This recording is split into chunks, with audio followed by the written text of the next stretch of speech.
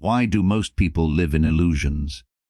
Why do they mistake shadows for reality, comfort for truth, and chains for freedom? Plato, more than 2,000 years ago, looked at the human condition and said something haunting. Most people do not see life as it is. They only see distorted images, echoes, and reflections. They live in a world of appearances. They believe they are awake, but they are still dreaming.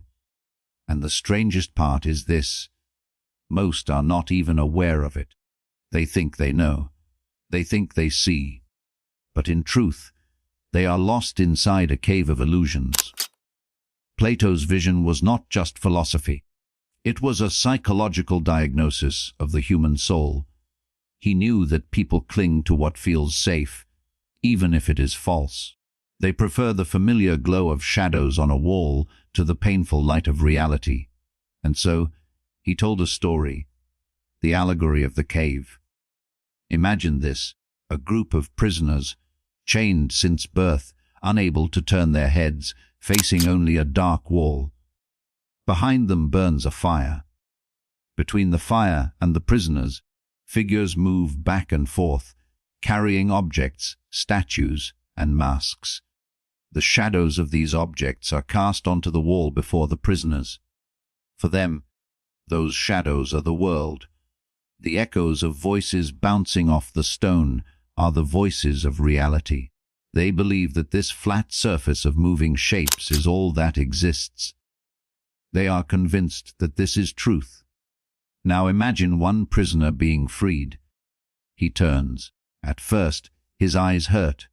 The fire burns, the images shatter. He sees the puppeteers, the objects, the masks. He is confused. He resists. But slowly, painfully, he realizes that what he once believed was reality was nothing but illusion. If he dares to go further, if he escapes the cave entirely and sees the world under the light of the sun, the truth will overwhelm him. The beauty, the terror, the clarity, it will blind him at first. But then, step by step, his eyes will adjust. He will see life as it really is. The trees, the rivers, the stars, the essence of truth. Yet he will also understand something darker. He will realize that the others, still chained in the cave, will never believe him. If he returns to tell them the truth, they will laugh at him, mock him, and perhaps even kill him. Because they do not want truth. They want comfort. They want their illusions. This, Plato believed, is the human condition. And this allegory is not just a story about some cave. The cave is our everyday life.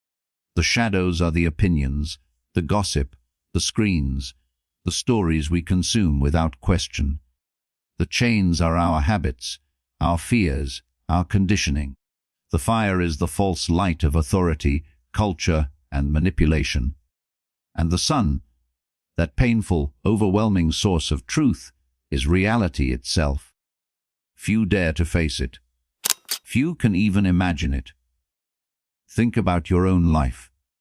How many of your beliefs were handed to you before you had the chance to question them? How many of your desires were planted in you by society, by advertising, by the voices of parents, teachers, friends? How many things do you chase that are not even yours, but shadows passed from hand to hand in the darkness? Plato whispers from across the centuries. Most people never leave the cave. They never even try. But why? Why do people cling to illusions when truth is waiting beyond the walls? The answer is uncomfortable. Illusion is safe. Illusion is easy. Illusion gives us the comfort of certainty, while truth requires the courage to stand in the unknown. To face reality is to risk pain, loneliness, and the collapse of everything you thought you knew. Most people would rather die in chains than break free into the terrifying light of freedom. Plato's allegory is not just about philosophy, it is about psychology. Imagine the prisoner who first steps out of the cave. His world collapses. He must unlearn everything he thought he knew. His identity dissolves. He realizes that he was deceived, that he wasted years staring at shadows.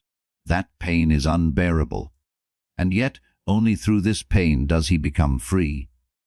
The process of awakening is always violent. It is never gentle. And that is why so few embrace it. Look around. People fill their lives with endless distractions. Screens, entertainment, shallow pleasures, gossip, cheap opinions.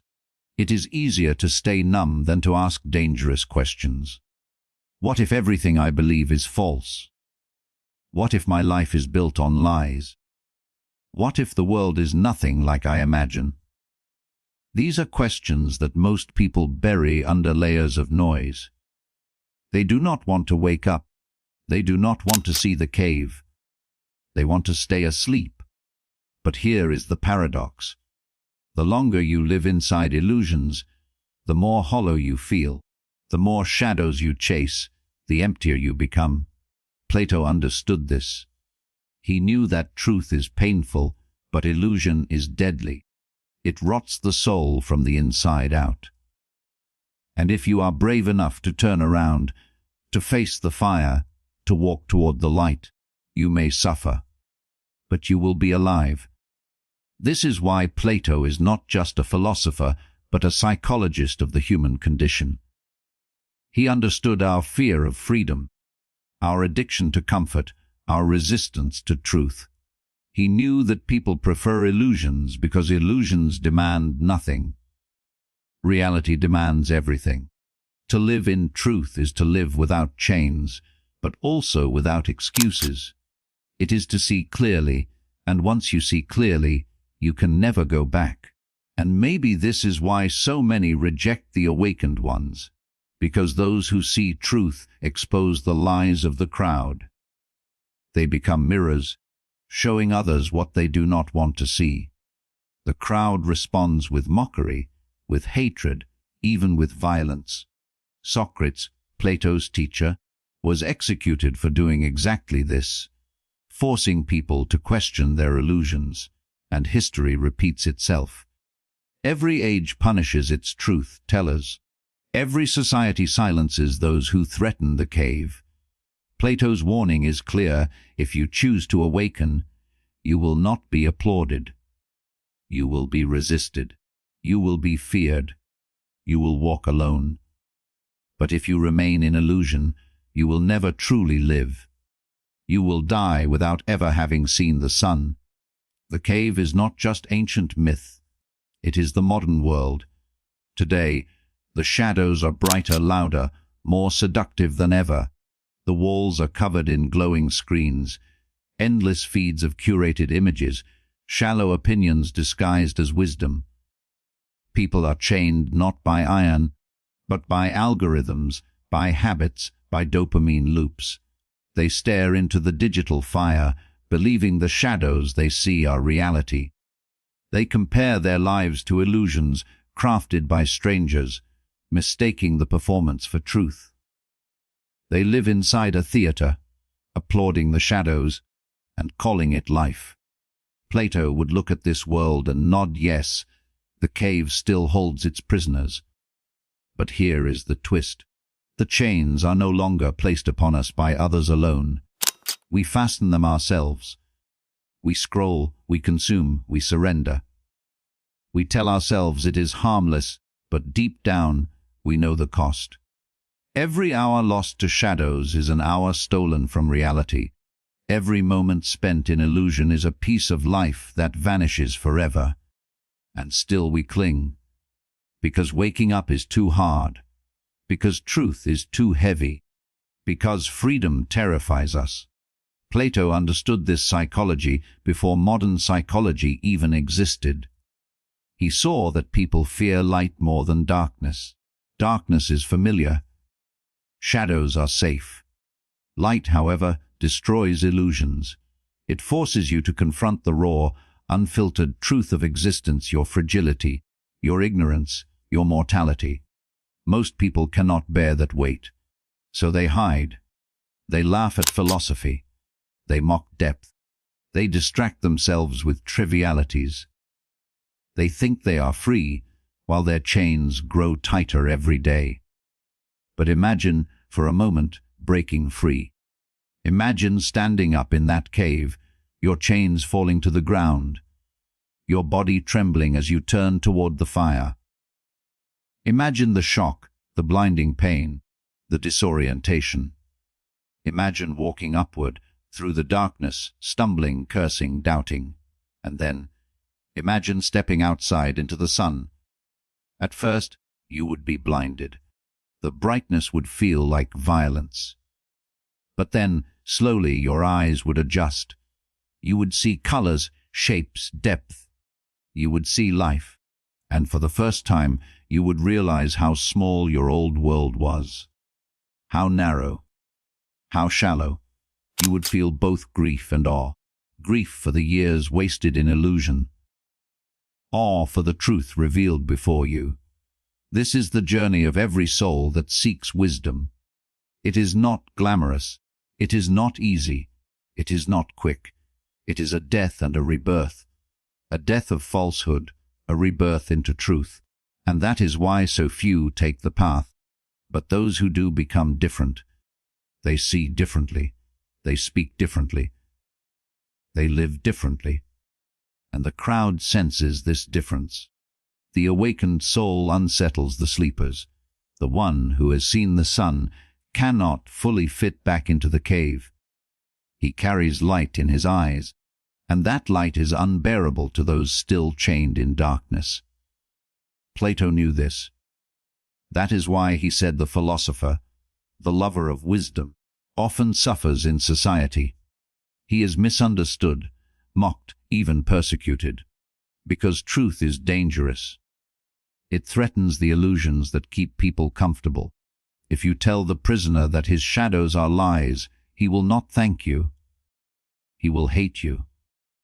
If you show him the fire, he will resist. If you drag him into the sun, he may try to kill you. That is how deep the addiction to illusion goes. It is not just ignorance. It is attachment. People are not simply misled, they are in love with their chains. And yet, Plato also believed something hopeful. He believed that the soul has a natural longing for truth. Deep down, every human being desires to see the sun. Even those who resist, even those who laugh, even those who cling to shadows. Somewhere inside them burns a spark, a hunger, a restless feeling that says, "This is not enough. Life must be more than this." That longing, that quiet dissatisfaction, is the beginning of awakening. It is the whisper of the soul calling you out of the cave. You may feel it yourself. That sense that the world as presented to you is incomplete. That the conversations, the routines, the endless cycle of work and distraction, all of it feels hollow. That is the spark. That is the call. Plato would say, do not ignore it. Do not numb it. Do not silence it. Follow it, because it is the path to freedom. It is the path to reality. But freedom is not given. It is earned. It demands courage. It demands sacrifice. To awaken is to leave behind certainty. To awaken is to stand alone in the dark before you reach the light. To awaken is to risk rejection by the very people you once loved. Many are not willing to pay this price. And so they choose illusion. They stay in the cave. They applaud the shadows. They never question. They never turn around. They die without ever having seen the sun. Plato forces us to confront a brutal question. Will you be one of them? Will you live your life chained to a wall, staring at shadows, mistaking them for reality? Or will you have the courage to turn, to stumble, to suffer, to rise? Will you choose the painful light of truth or the comforting darkness of illusion? The choice is yours. But remember, every moment you delay, the chains grow tighter. Every day you stay in the cave, the harder it becomes to leave. And one day, time will run out. Plato's allegory is not just about others. It is about you. It is about me. It is about every soul trapped between illusion and truth. The cave is not somewhere far away. It is inside your mind. The chains are not on your wrists. They are in your thoughts, your fears, your unquestioned beliefs. The fire is not behind you. It burns in every lie you tell yourself to stay comfortable. And the sun, the light, the truth, it waits above, silent, patient, eternal. You do not need permission to walk toward it. You only need courage. But courage comes at a price. To step into truth means you will lose illusions. You may lose people who prefer shadows. You may lose identities you once clung to. You may lose the comfort of certainty. And yet, what you gain is infinitely greater. You gain vision. You gain freedom. You gain reality. You gain your soul. And once you taste this freedom, once you see with your own eyes, you will understand what Plato understood. That truth is worth any price, even if it costs you everything. The question, then, is not whether illusions exist. They do. They always will. The question is whether you will keep feeding on them, or whether you will rise above them. Will you let fear keep you chained, or will you endure the pain of awakening? Will you live and die in a cave of shadows, or will you step into the sun and see life as it truly is? Plato's voice echoes across centuries. Most people live in illusion. But you, listening now, you have a choice. You can continue drifting with the crowd, drowning in shadows, deceived until the end. Or you can break the chains, endure the fire, and walk into the light. Do not wait for someone to free you. No savior is coming. The only one who can save you is yourself. And every moment you hesitate, the cave grows darker, the chains grow tighter, the illusions grow stronger. Wake up now. Rise now. Choose truth now. Remember, the awakened one will often walk alone. The crowd will mock you, resist you, perhaps even despise you. But solitude in truth is nobler than belonging in illusion. Better to suffer in light than to thrive in darkness. Better to see reality, however painful, than to die blind in a theater of shadows. Life is short. Time is merciless. The cave is comfortable, but the sun is real. Which will you choose? Plato leaves us with a timeless challenge. Do not settle for shadows. Do not confuse appearance for reality. Do not accept comfort over freedom. Dare to turn around. Dare to see. Dare to live. Because in the end, only one question matters. Did you see the truth, or did you waste your life in illusion? Reality is created by the mind. We can change our reality by changing our mind. If this made you think deeply, make sure you like this video, share it, and subscribe for more.